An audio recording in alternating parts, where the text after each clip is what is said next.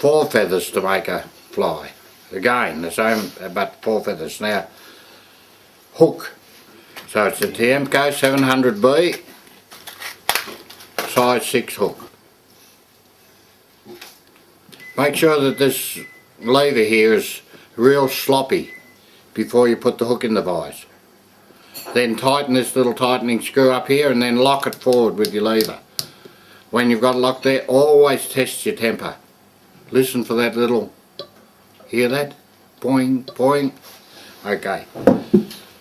Always use cement on your body. It'll stop the fly from revolving. If you don't use it, your flies after a little while will turn around, and instead of being nice and upright, they're going to be swimming sideways through the water.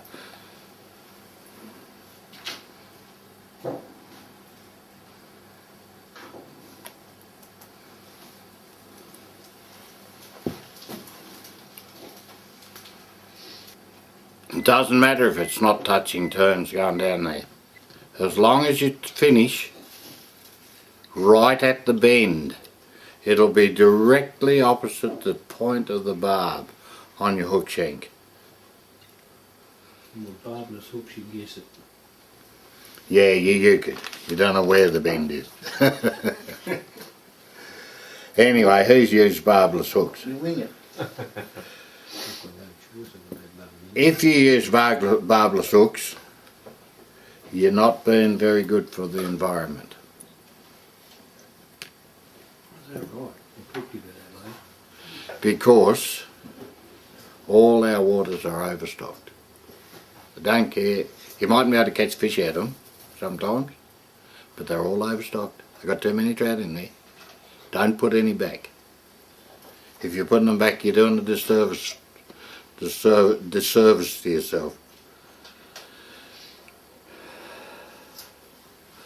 I'm just tying that in with the silk. Going to bring the silk forward over it to make sure that it's nice and secure in there.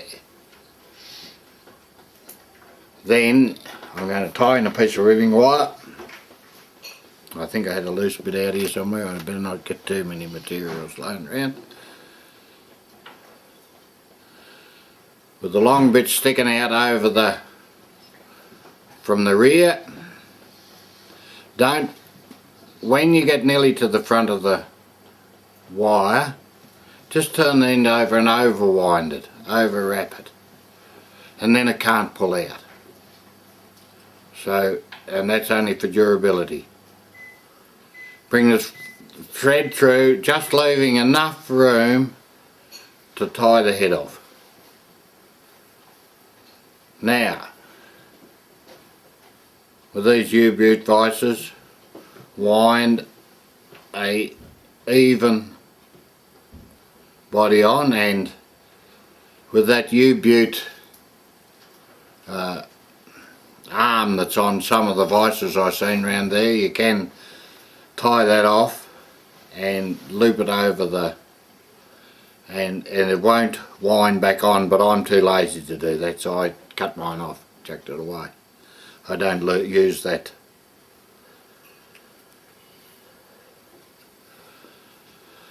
Every wrap of the thread has to be at breaking point, so don't loose wind it. Now we've got wire that's been tied in dead on top, and to start it off we have to do one turn of the shank so that the wire is coming up from the side instead of out of the centre. Otherwise, if you tie your feather in with the wire, it's going to cock the tail over the wrong way. So get your 4 feathers, 2 on each side, exactly lined up, and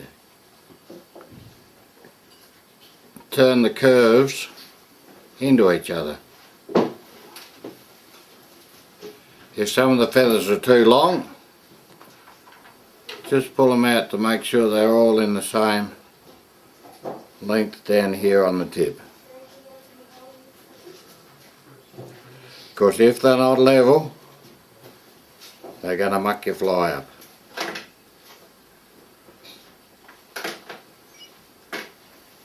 Make sure you get all your stems here dead level. And you've got to manipulate the feathers a little bit to make sure that they come into spec for you.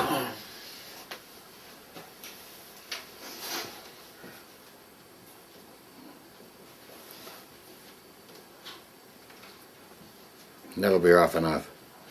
Now measure your fly, and the feather has to be approximately the same length as the body over the end, just slightly longer.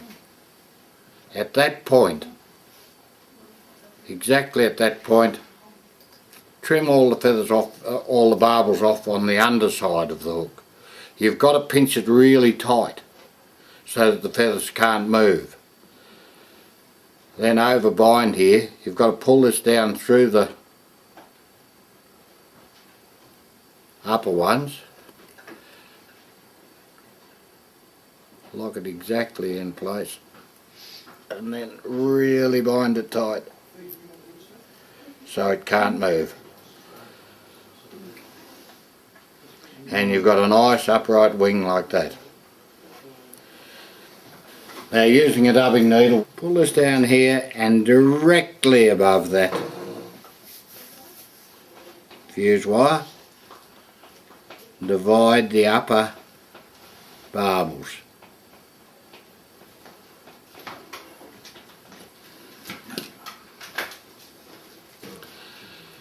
Now,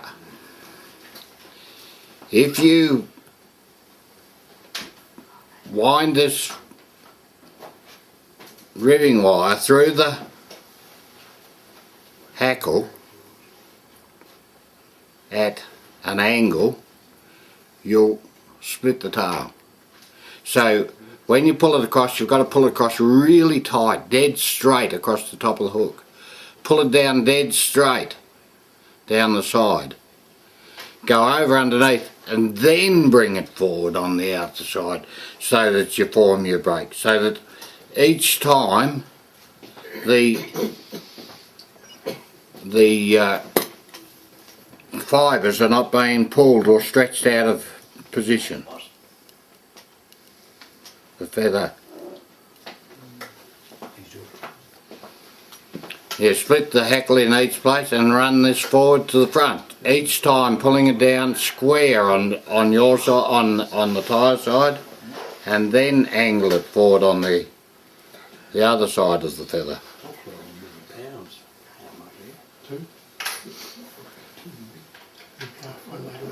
Oh, is that evidence, John? Thanks, George.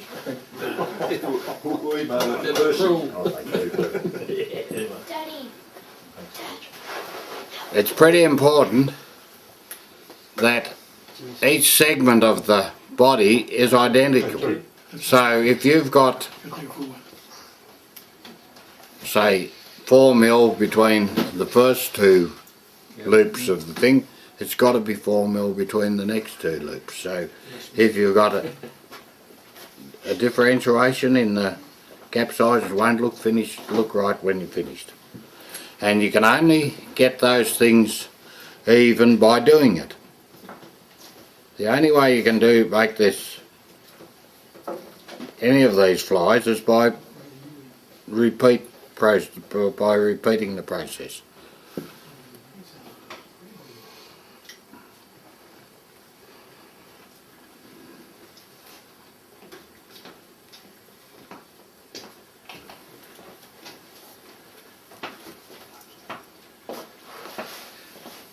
Trap the wire with the thread at the eye and really bind it down tight. Now don't use your $84 Dr. Schick scissors for cutting wire. Buy a pair of bloody wire cutters and use those. Thanks, George. Otherwise your scissors aren't going to last too long. Thanks, mate.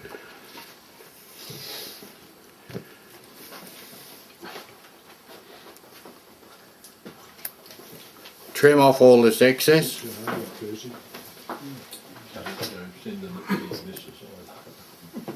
Some of us are lucky enough to own these things. They are an Indian jungle cock feather, aren't they? And they are just to make eyes on flies. So we get 2 of these feathers out of here, and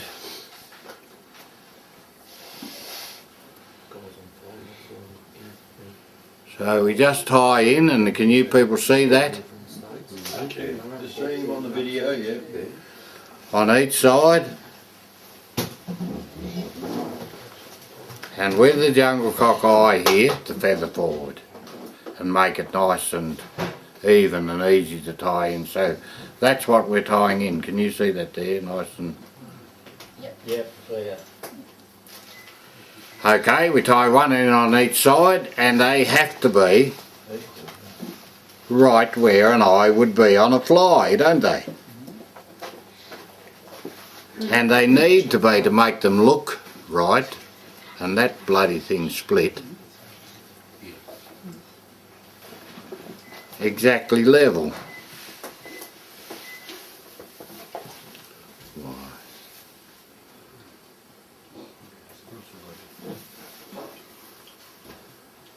Very nice. It's a sheep. A little stick-on eye. You get some sort of fake jungle Yes, you cock. can. Yeah. It's pretty ordinary. You can get artificial jungle cock now. Pretty ordinary. Ordinary? Yeah. Well, there's a couple of packets in that box there. I haven't tried it yet.